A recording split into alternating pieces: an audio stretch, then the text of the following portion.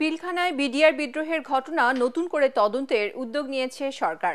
এজন্য 7 সদস্যের কমিশন গঠন করা হয়েছে বলে জানিয়েছেন স্বরাষ্ট্র উপদেষ্টা জাহাঙ্গীর আলম চৌধুরী। বিজিবি দিবস উপলক্ষে পিলখানায় আয়োজিত অনুষ্ঠানে তিনি একথা বলেন।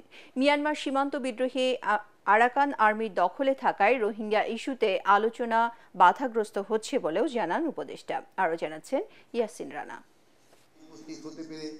রাজধানীর পিলখানায় বর্ডার গার্ড বাংলাদেশের সদর দপ্তরে বিজিবি দিবস উপলক্ষে পদক প্রদান অনুষ্ঠানের আয়োজন করে বাহিনীটি।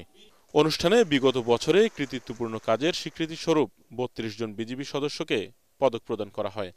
উপদেষ্টা এএফ হাসান আরিফের মৃত্যুতে রাষ্ট্রীয় শোক থাকার কারণে এবার কোনো প্যারেড বা কুচকাওয়াজ অনুষ্ঠিত হয়নি।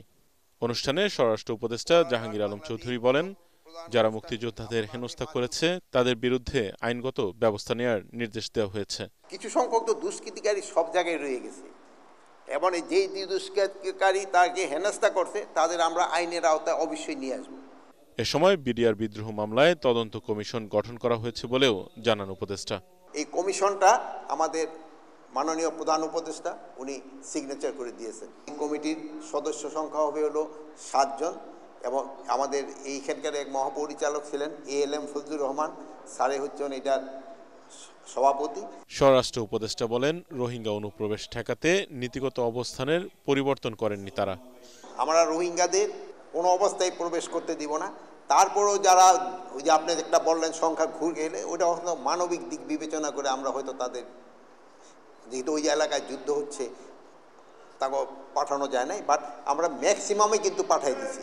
আমাদের সাথে যে মিয়ানমারের যে বর্ডারটা ছিল এটা পুরাটা এখন আরাকান আর্মির দখলে চলে গেছে। এই লাস্টের যে মংদু ইটা ছিল ওইটাও কিন্তু আরাকান আর্মির দখলে চলে গেছে। এখন যে আমাদের বিজিবির যে তাদের সাথে যে বর্ডারে যে একটা কথাবার্তা বলা, এইটাও কিন্তু ওইরকম তাদের সাথে কোনো জায়গা নাই। এই জন্য আমাদের তাদের সাথে কথা বলতে হলে এখন কোনো শিপে গিয়া হয়তো কথা বলতে আনঅফিসিয়ালি।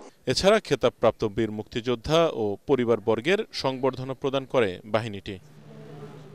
ইয়াসিন রানা, ATN বাংলা, ঢাকা।